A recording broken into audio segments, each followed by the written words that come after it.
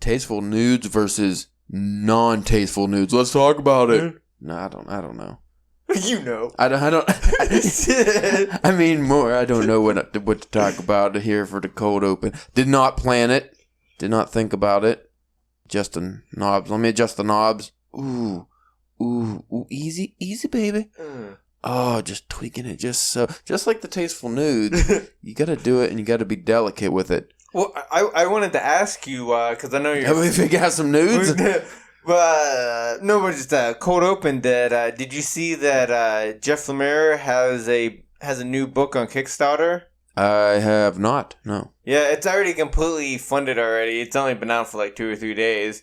But I mean, like, it's one of those deals that eventually, it's going to be out in stores regardless. Right. But it's like, you can get it first and with like some extra stuff in it that that later copies won't have. Right. And then, like I said, I know you're a fan. It's like definitely because it's like a I don't know if the noir would be like the correct thing, but like a detective, trying to figure out who killed a god. Do you have a name for this book?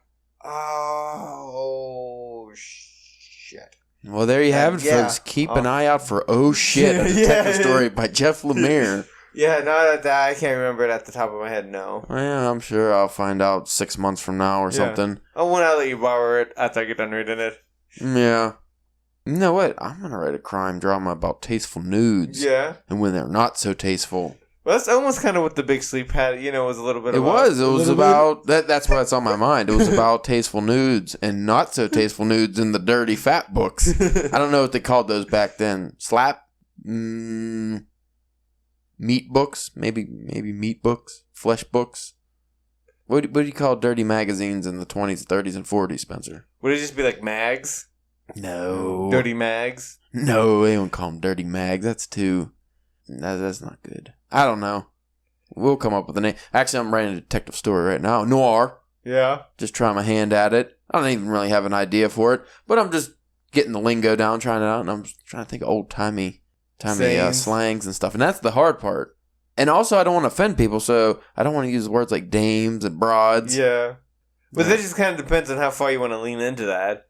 Like, you can, lean really hard and just be like, yeah, dame, just really go big with it. Like, so big that, like, there's no way that you could think that you're being serious with it almost. Yeah, I just go real hardcore and just make it so people don't even understand what you're saying. Yeah. He killed 2 Jimmys in a flop house, see? What? What does that mean? I like that. I want to bring Flophouse back. Yeah. Because now flop houses are pretty much like, I guess kind of like trap houses. I don't know. I've never been. Well, have you ever been to a trap house? I don't know if I've been in a trap house. No, I don't think so.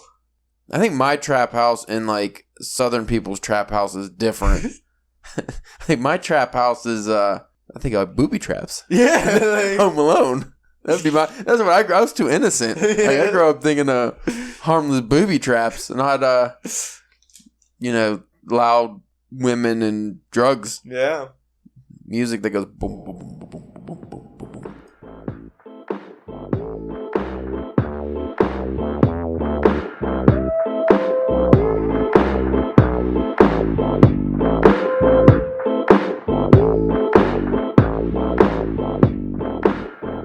Well, hello there. Thank you for stepping into our world and listening to the Drunken Pen Writing Podcast. You've chosen well, my friend. And speaking of friends, I want to go NPR with it, actually. Speaking of friends, I'm joined today by the illustrious Spencer, the Wyoming Wonder Boy Church. How are you doing, Spencer? I'm doing quite fine today, Caleb. I'm very happy to have you. How are you today? I'm not too bad. You know what? The weather has been ridiculous today. It has no idea what it wants to do. You know what? It's just slight drizzles, but then a nice sunshine came out, and I saw a rainbow. And you know what that rainbow said to me? It said, "You need to have more coffee, sir." Very effervescent coffee as well. That's terrible. I couldn't do that. I can't keep that charade up. I'm lucky I can go through the charade of life in my daily life, let alone pretending to be a NPR smooth talk. We don't have the voices for that. No. You have to be like the smooth talking, deep voice having. Even if you're in your 20s, you're an old guy somehow. And you have to wear like turtlenecks and shit. Not for me. Editing! Oh, man. I should probably do a shout out to the person who recommended this episode. Yeah. One of our fine fans enjoyed our episode we did last week on editing. I guess that's what that episode was. I don't remember the title. Editing Like a Drunkard, I believe. Episode number 52. That was the last one. If you're listening to this, that is not the last one, because the last one is posting this Saturday, which is... What book do we just do? The Big Sleep episode. The Big Sleep. Yes. We're an episode behind on publishing. Oh, shit, I'm famous. Oh, yeah? Man. Would you... Tasteful Nudes get out, Caleb? Is that what happened? The Tasteful Nudes. Jangles Prime. That's who recommended this episode. And if you want to check out old Jangles Prime, that is at JP87387362. You're not going to get too many followers off of that one. I apologize. Who came up with that name? Elon Musk? Like, who did this? Shout out to Jangles Prime, though. Thanks for the suggestion. We're always looking for them. Editing. This is actually one that I could probably talk about because I've done both. This is outliners or pantsers. Well, no, outliners versus pantsers, aka discovery writers. People who make strict outlines of their story versus people who just write and like Stephen King. Just see where the story takes them. I've done both, and for me, pantsing seems to be the way to go. Especially strict outlining, I cannot... It's not that I can't keep with it. It's just I get too many ideas and I don't really want to stick to it. Yeah. What about you, sir? Especially now with the length of the stories that I've written have been just pantser, if that's the phrasing you want to use. But I do feel like if once I try to take a leap into like the more like novel length kind of story, you probably would want to outline somewhat. I think at least like a very loose like outline of like, I want this to happen in this chapter, and then then do this character for that chapter, then to follow, just to have just to keep me on track. Because I will feel like if I don't have that, like I will just be kind of like, it'd be like I would walk around aimlessly in the parking lot because I couldn't find my car. Well, we'll touch on this again later, but just to do the too long didn't listen. I think the best of both worlds is what you need. Mm-hmm. You want a small just know where you're going. Yeah. And have like key points you want to hit or key plot points, or especially if you're writing like a mystery or something, but even if it's just whatever kind of story, adventure story, fantasy, you just want to hit those key story points so you make sure they're there. So you can wander off all you want as long as you know where that light is at the end of the tunnel. I always know, like, this has happened to me, like, I'm writing something, like I'm writing a scene or whatever, and in the middle of that, I come up with a good idea, not for what I'm writing, but for what I want to like write next or have this lead into. Mm-hmm. And if you don't get to that right then, like, you know what I mean, you'll forget it. Yeah. So at least if you don't want to make an outline, you at least want to do some note taking or something along them lines to just to keep your mind fresh. Even though I generally am a pantser, what I like to do is have like an ending in mind. Yeah. Usually I have the ending in mind, so at the very bare minimum, I know what I'm working towards. Well, I know where the story needs to end. I've done that, and like I've heard that kind of like as a lot of like people describe like a story of like that's the first thing they come up like when they're thinking of a story is the ending of that story, and it's like. And like that's the challenge and the thing is like, okay, now how do I get there? How do I get to that point? And that's where the creativity can really flow. Because I don't know about you, because like I hardly ever think of a story and like think of the idea at the beginning of the story. Yeah. Like, cause like that's the stuff. That's the thing, you know what I mean? Might as well do a few pros versus cons. Pros and cons of each one. So for the pantser, you said, lead to get the story and just maybe come up with an idea for an ending or something, but just write it as you go. The pros for that, you have more creativity. Yeah. The story will go... If the story's going unexpected places for you, the writer, it's going to be unexpected for the reader. It's not going to be as predictable. But some of the negatives for that, though, your story could just be shit because, you could write yourself in Stephen King does it a lot. You write yourself in a corner. Yeah. You can have plot points that end up going nowhere. You could have side characters who end up going nowhere or almost pointless. Or you see that a lot in TV shows where it's like, oh, this character's really developed. I'm liking this character. And then they don't know what to do with them. And then they just end up sucking. That happens in novels quite a bit. When you can usually tell who outlines and who doesn't by reading novels. Now, conversely, if you go to the outliners, a heavy outline is good because it'll, again, just, lead you where you want to go, but you'll hit all the keynotes. You know what the characters' traits are and how their story arcs go. But too much structure can lead to boring writing, predictable writing. It could kind of kill your creativity because you might have, like you were saying, you have some wild ideas for some scenes that you want to get to, but then you look at your outline. Well, that's not in the outline. I would have to change this and that. And if you really stick to that outline, then you're sticking to a script. Yeah. That can inhibit you. But also having that script will keep you on track more, and you might be able to tell a more fluent, better flowing story. Yeah. Like I said, I think it's just the best of both worlds. Yeah.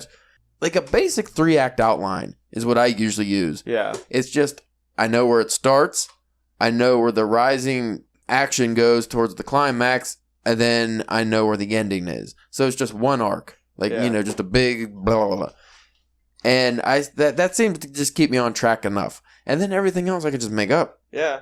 Well, and that's the beauty about it, is that just because you used one for a story doesn't mean that, like, if that's not working, you can't go to the other. It's not like there's some kind of rule like, for one or the other. Yeah. For this story, I decided that I wasn't gonna use an outline, so now I can't use an outline.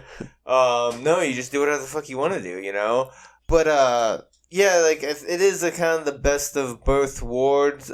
Like you were saying, I think is how you would want to go. And also too, this is one of the things, like, too, it's with writing is that it varies from person to person. It's whatever works best for the writer. Yeah, what you're most comfortable with, because some writers are very specific with their outlines and they follow them strictly, and it's fine. Yeah. Doesn't kill their creativity. Sometimes that's how their creativity flows, by planning everything out. I know a lot of writers who write scenes on note cards and actually line them up. Yeah. Because some people like a movie almost. Yeah, what do they call that? Like storyboard. Storyboard. A lot of people are visual. Yeah. So even though they're writers, they're visual writers. So if they have to see the scenes, even if it's just written down, but they like to see them. A lot of people also like to draw out scenes.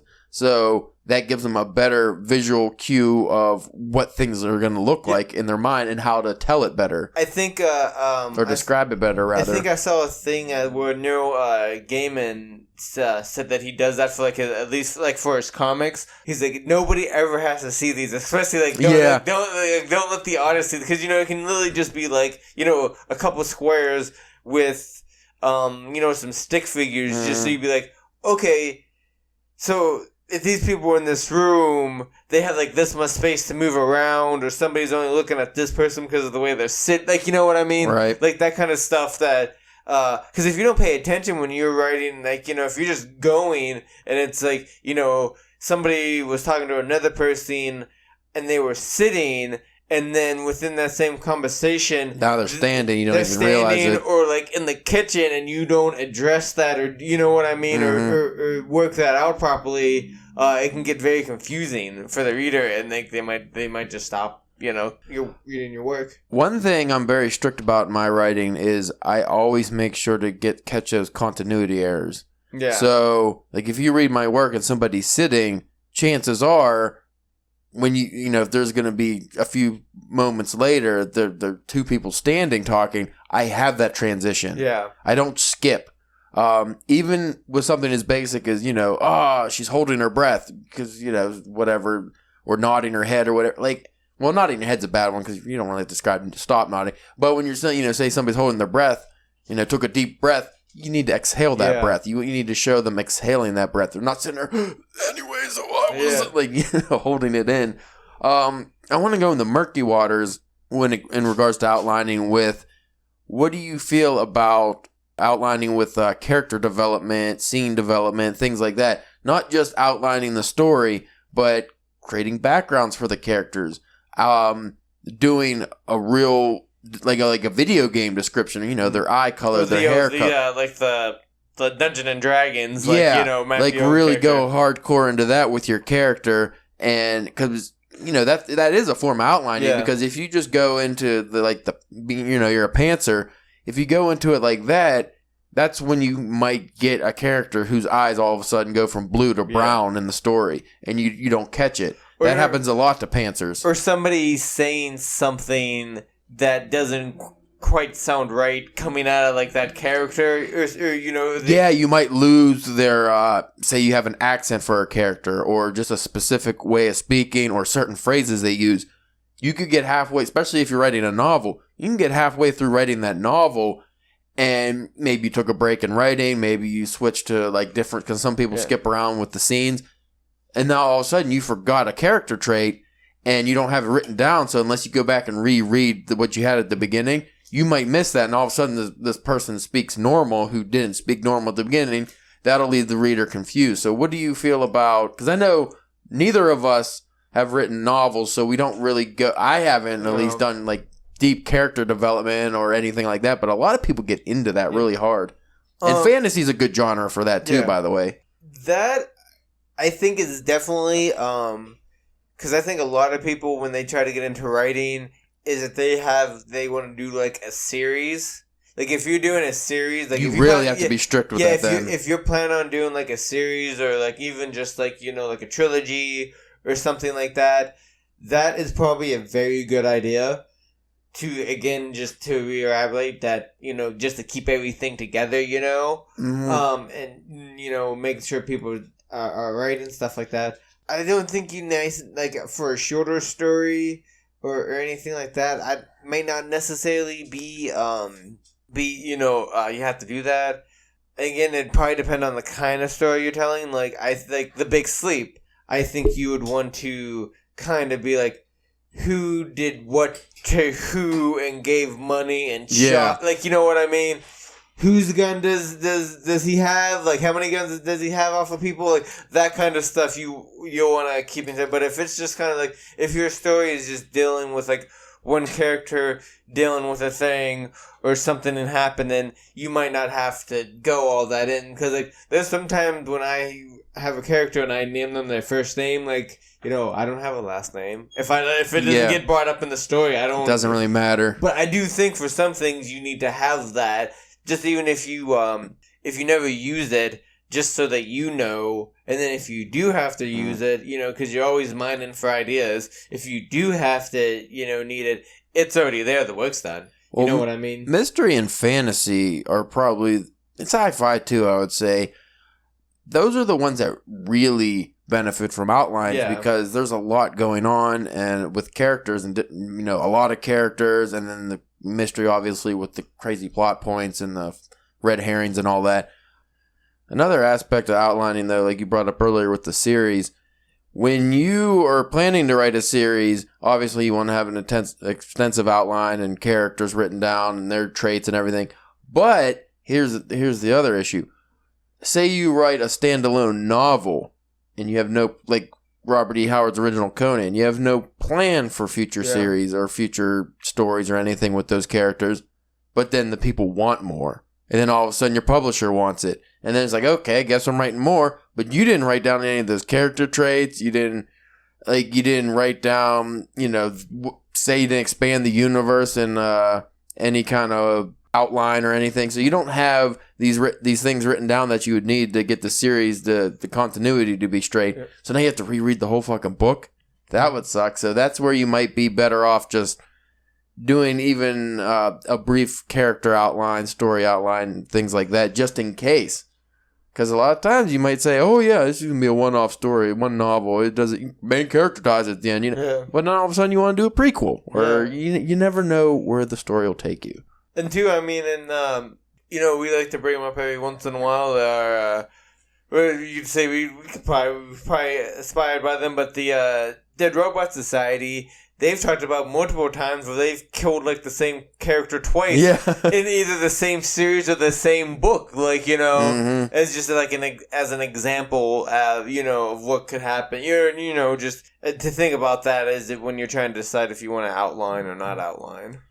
Well, let me ask you, how many times have you bailed on a story because you didn't have any kind of outline or end goal in mind, and you just said, you were just winging it, you kind of had an idea you liked, and then you burnt real furiously, you were hot as fire, and then you burn out like fucking nothing. You get like a page and a half in, and then you're like, I don't know what's going on. Dude, I've done like 20,000 words, and I'm like, and then just petered right out and never touched it again. I would say probably more work than I've actually finished, probably. Like, it's the sad thing. Now, is that because of the discovery writing, or just because the story just fizzled out? I mean, I'm sure there's a mixture of both of that in there, but... Put it this way, if you had an outline, or at least like the main points written down, including the ending, do you think you would have been more likely to finish that story? One of, the whatever stories... Yeah, probably, depending on the length of it. You know, if it was like a super long story, and even if I still had an idea with the end, I still probably might be like, never know. Just no. Or at least not right now. Let's get a little controversial. Okay. A little controversial. What's better? If you had to pick, who's better? Outliners or discovery writers? Deathmatch. Deathmatch? Whose work is going to be better? Dun dun dun dun. I don't know why I'm just singing Sanford and Son. Because like that's a tough one because like again there's so many examples of each like that you can pull from to show as a case on either side. Like obviously, everybody knows I'm a huge Stephen King fan, and he's a Discovery guy. But as we also mentioned, a lot of those endings. Oh yeah. I still, I love a lot of those stories, but a lot of the endings are kind of lackluster. You kind of. Well, let me rephrase this. Which style of writing do you think would lead to a better story? Probably some kind of outlining. Yeah. Some, like, at least the bare minimum bones of an outline. Well, some of my favorite novels, I don't see how the writer could wing them. Yeah. Like, I don't know if the writer was like, a lot of writers I have no idea if they're pantsers or not. I never really looked into it. But a lot of the stories and a lot of the novels I read, they're pretty convoluted. Like, I don't think you can... I mean, no, something like a fucking Catcher in the Rye or something could easily be... a discovery writer style. But even then again, you read a lot of Stephen King's work, like It or something. How the fuck do you do that whole novel without outlining? That's pretty wild. And I mean, that's basically two novels put together. Yeah. You know what I mean? That's basically what it is. Also, just, we shouldn't use Stephen King as an example of pantsing, because I think cocaine had a lot to do. yeah. I don't think he could outline if he wanted. Especially with those earlier ones, yeah. But I'm trying to think of different novels I've read where the story was so intricate and had so many like things woven into it that I just don't see how it could be possible that somebody you'd have to be a genius, I think, for a lot of that work to be a pantser and come up with that. A real master, Mm-hmm. Well, even just thinking like of a Neil Gaiman American Gods. It's not an overly complicated story, but there's a lot going on, a lot of characters, a lot of flashbacks, a lot of myths. I don't see, and that's actually most of Neil Gaiman's work that I've read anyway. I don't see. Again, I don't know. I think he's an outliner, right? I don't think he's a pantser. I would. If I would have to guess, I would think he's some kind of outliner. Mm. Like I wouldn't say that he's probably like a stone cold Yeah. But I think we should do a second part of this episode sometime where we just, if we could find a list of authors who are outliners, authors who are pantsers, I think that would be a fun thing. Yeah. That would be interesting, yeah. Because then you could kind of critique the work based on the writing style. Like, oh, this is how they come up with it. Because, again, I never really looked into it, honestly. Other than Stephen King, I never really heard... I mean, I know some indie authors and like some authors I know personally. Yeah, you've talked to, and you know what they do. Like famous authors, I've never really even thought about it too much. But like, okay, think of like a H.P. Lovecraft story, like one of his longer works. I feel like he would have to be an outliner. Like, there's a lot going on. But then again, sometimes the stories don't make any fucking sense. And I'm like, well, I don't know. And, I mean, would you be surprised if you found out that, like, one of those longer books, like, if he did just fucking, like... He just winged it? Because he seems like a guy who, that would do that. Well, how about, like, an Edgar Allan Poe? Because now we're going back. Or even if you go Mark Twain. Of course, Mark Twain, he was pretty wealthy, so I don't know if he would work. But what I'm saying is, like, back then... paper, ink. You'd have to outline. But also it's more scarce. Yeah. I guess that would actually be more of a proponent to outlining because if you were just winging it, you'd be wasting paper. Yeah, that's what I'm saying. You'd have to have at least like a paper or two with really good notes of what you wanted to do. Yeah. Writing back then had to suck. Not to, sidetrack the conversation. And we've talked about this before, but quill and ink on a fucking shitty parchment paper underneath a candle. You know what? All that? It's romantic sounding, but it would not be fun. All that, what would get me would be the spelling. Oh. The spelling. And minor grammar errors and things like that. Oh my God. I think that's why writers back then... especially like Edgar Allan Poe were so verbose and had such a great because they probably knew their shit. Such a great vocabulary. Because you had to know your shit. Especially because what was the dictionary like back then? If there even was a dictionary. I mean, let's just go back like 150 years ago when there was just typewriter, or 50 or what 80. Yeah, like when there was just typewriters. Can you imagine just typewriting your fucking story? It'd be easier, but it'd still be rough. But yeah, just or even the real old typewriters, because those were shitty. They were not anything like the nicer typewriters of the 50s and 60s. You couldn't hit like two keys too fast; they just get jammed up. I used to have an antique typewriter, and you'd have to type slow as fuck, or else the keys got jammed up. And being an editor back then too, you'd have to be like a genius. You'd have to be like a fucking grammar expert. And I couldn't be a writer in any other time except now or the future. Man, you know what? Really is impressive too. You think about like the old writers and how hard it was to write back then. Well, think about like female writers, like African American writers, especially like during the slave times. You're not even allowed to be able to read or write in certain places. And you wrote a book? Yeah, like Solomon Northup. Like, get the fuck out of here, dude! And you got to publish it, and it became like a bestseller. That is crazy. And doesn't that also make you feel terrible? So impressive. Then doesn't that make you feel terrible about like why can't I just? My work ethic is garbage. It's so bad. But there is one difference. No TV, no radio. Yeah. No real activities. The booze wasn't very good. You're always sick because of food poisoning. Like, there's probably not too much else to do. But yeah, that's just wild. But getting back to the editing here. I'm trying to think of some different novels that would be really tough to not have a plot for. What do you think your favorite book of all time, House of Leaves, would? That had to be.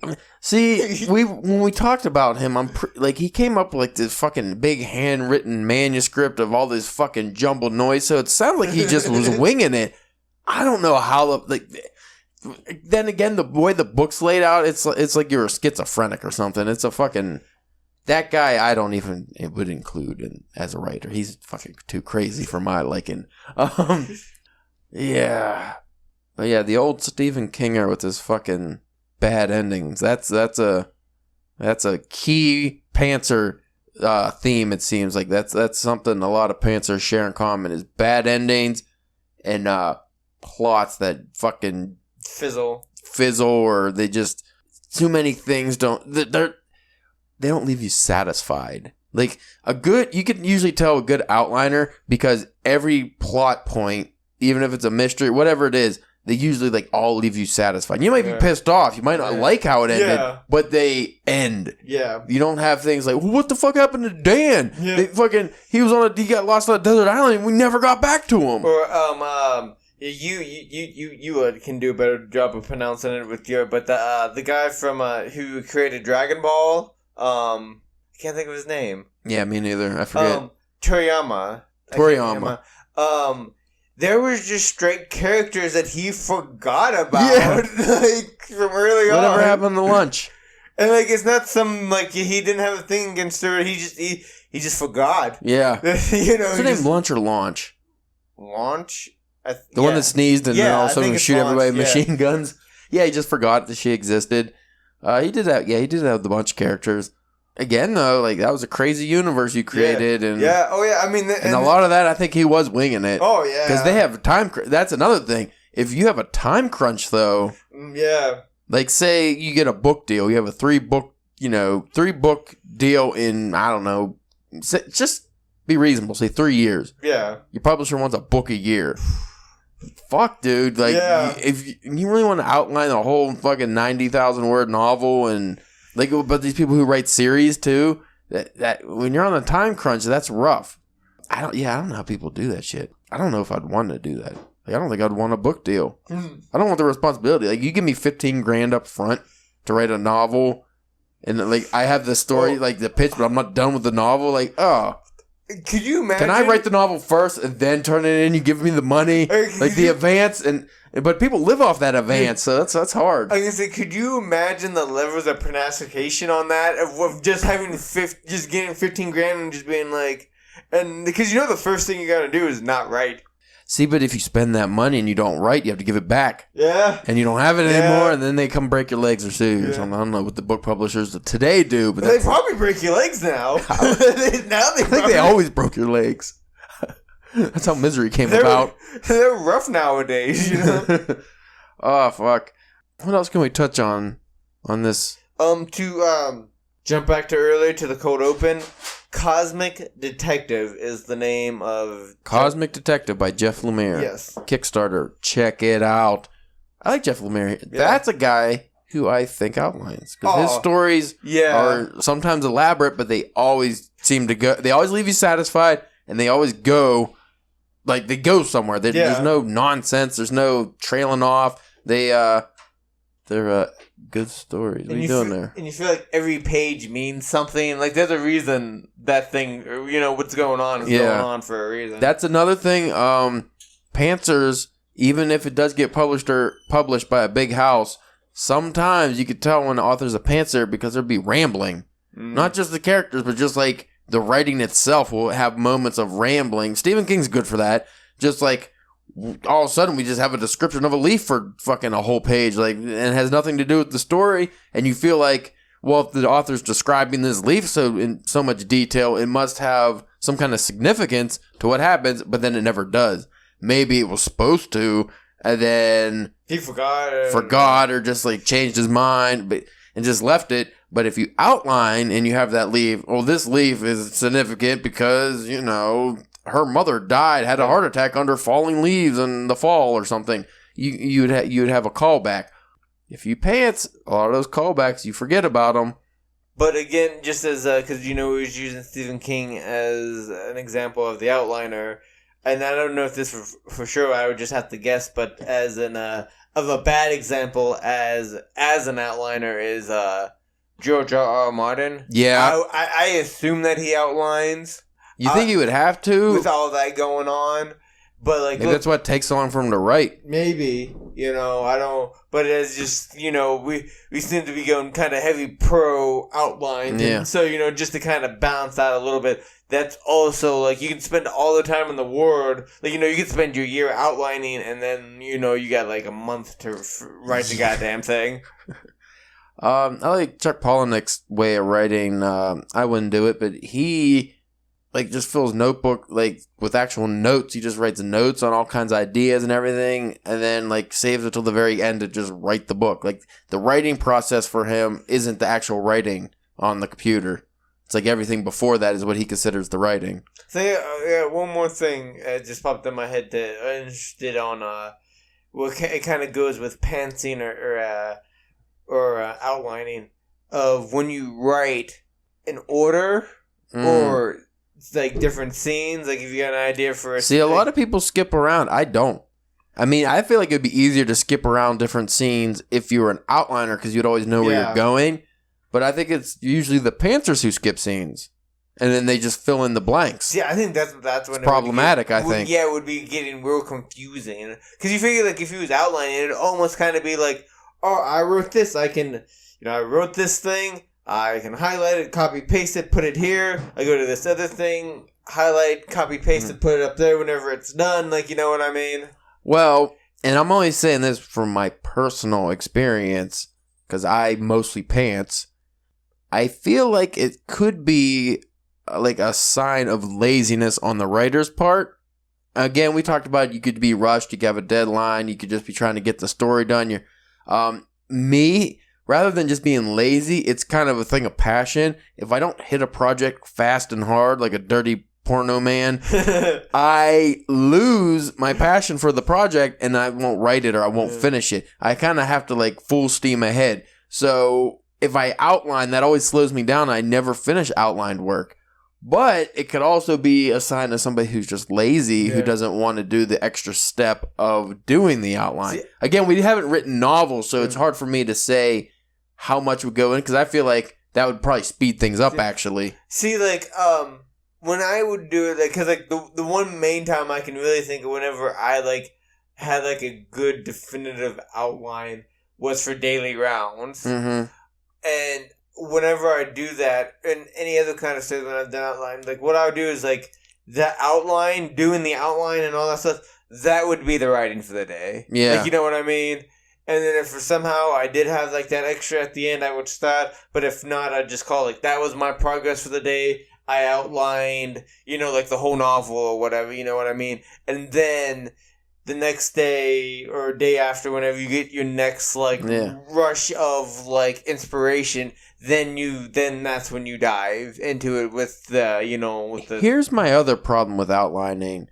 I never feel like, even if I do a really extensive outline, even if it takes a week to do an outline, like a full outline, I feel like I didn't do work. I feel like I was fucking off. Mm-hmm. What it feels like to me, because we always use the gym metaphor, it feels like your warm-up before the actual workout. You're supposed to do it. It makes the actual workout better, but it doesn't, like, it feels like you're wasting time. Especially when you're younger, too. The older I get, the outlining seems easier, but when you're in your 20s or teenage years, it's same with working out. You got so much creativity, you feel like, I just want to get to the project. I don't want to do this step, and then you might you rush through the final product, and it's not as good. Well, then also too, there's the again, like you were saying with the age, is that you've have written a good amount of stories now. And you already kind of have, like, a process or, like, even if it's not something you physically do, it might just be, like, a mental thing or whatever. Disrupting that process would be difficult. But, like, switching the way I do things. Yeah, but I'm just saying, it's, like, as when you couldn't, like, when you were younger, you didn't like to outline because you also might not have known how to outline. And now the more work that you've done and put out, like, that you say that's easier now because you've done it and become a well, that's a really good point, because a lot of people, I feel like, just don't know how to outline. Yeah. Like, they don't, like, they know kind of what you're supposed to do, but I feel like a lot of people who think, oh, I have to outline my novel, means you're writing a synopsis for each chapter. Yeah. You're writing the details for each single chapter. No. You can do that, depending on how detailed you want to get, but, like, that's where you have weeks and weeks of doing an outline, and, like I said, the mixture of both, where you just kind of hit the key points, I think is fine. And like I said, I said earlier, it really depends, to sum everything up, it depends on the kind of work that you're doing for that story. Like if it's, like I said, a short story about, you get stuck at a red light against some asshole and you get, suckled in and going on like a drag race that turns into something, you might not have to outline that because there's not a whole bunch of moving parts. Yeah. And, a very limited thing happens in a very small space. Well, if it's very linear storytelling, it's easier to not have to outline.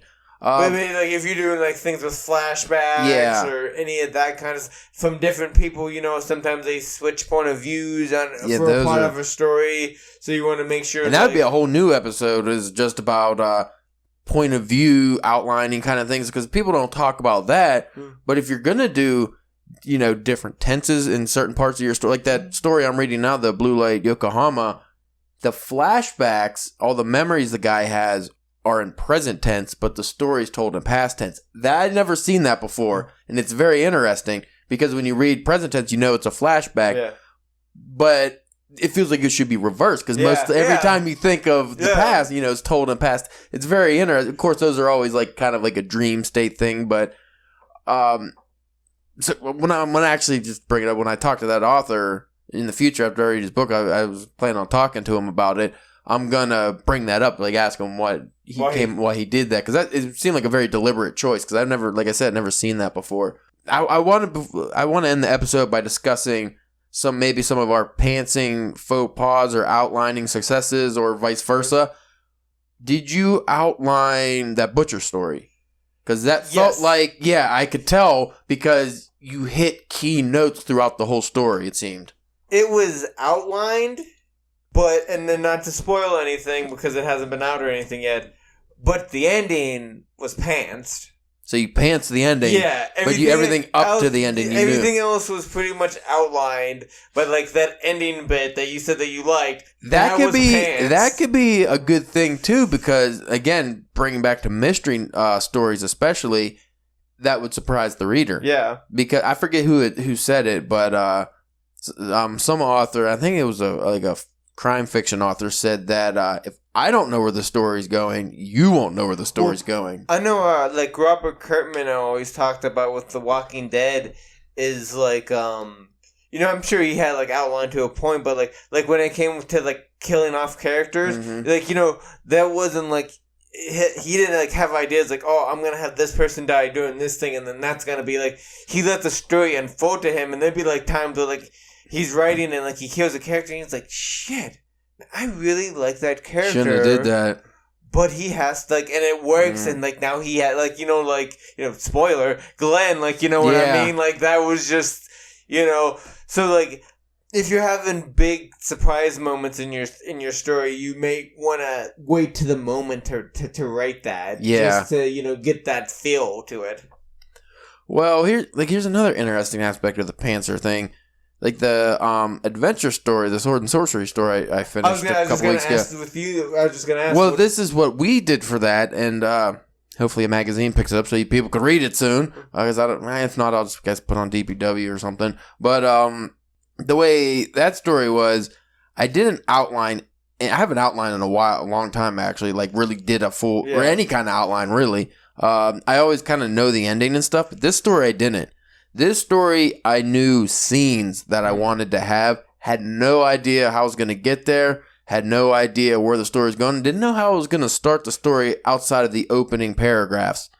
So the very first real scene, I pantsed, and then I started to form the story, kind of like a sculpture that you don't actually know what's going to be underneath that clay, like you're not quite sure. So I had a very vague idea, and then me and you did a lot of brainstorming, and then the whole ending actually came about because what I eventually came to do, like I had an ending in mind finally, and then we did a brainstorming session on the ending, and that completely changed the ending. Completely, 180, just a whole different ending, and it was way better than what I was going to write originally. Now, if I had a strict outline, I probably would have poo-pooed those suggestions, stuck with that. No, I'm doing, Yeah, see, I'm going to stick with my original vision, see, fucker. And I will not be compromised.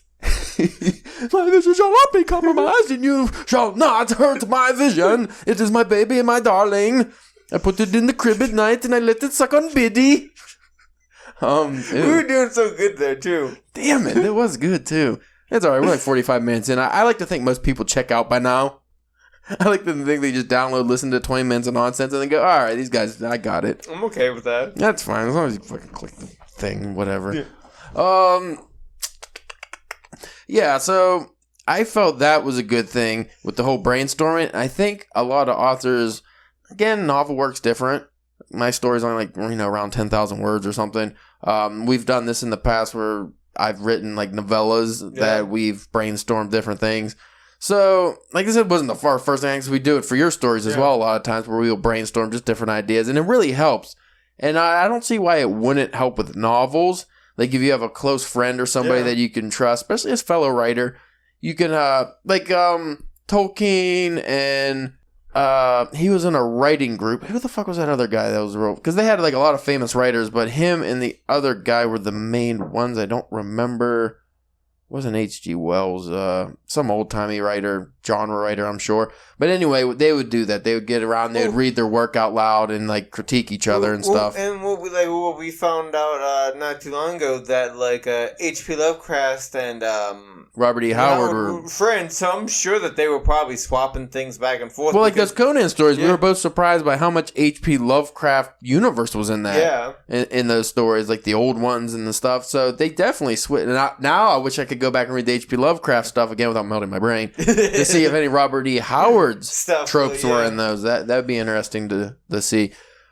But yeah, like the brainstorming. So if you're writing a novel or something, whether you're a pantser or outliner, don't be afraid, and this just goes in general, don't be afraid to change things. Yeah. Don't feel like you're forced to stick to a certain vision you had originally, because it might change for the worse or the better. You don't know until you write it. The good thing about writing is, as long as you're not sick of it, you can always go back and change it before it's published. Yeah. And again, like, that's the awesome thing about, like, with technology today, because you can have 10 different documents of that same story and written in different ways or whatever until you figure out what you want. You don't have to have all that, you don't have to have 10, 500-page, half-written novels stacked up on your dresser or something, They don't take up any room. I think we touched on just about everything that was important to touch upon. Yeah. Except for them biddies. Well. Take old biddies. Tasteful nudes. Who's sending them our way? No, I'm sorry. Got creepy again. The question is always who's sending them, but what's never asked? Who's taking them?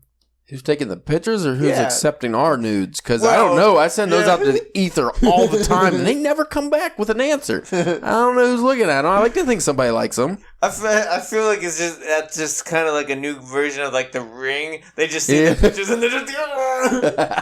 Well, I make sure the angle is very low, lots of like double chin action and belly sticking over things. Yeah, you got to have the good angles, lots of wet hair. Oh man. To our listener who listens to us while riding the bike, I apologize if you wreck at any time listening to this. Hopefully maybe you're on a treadmill or something.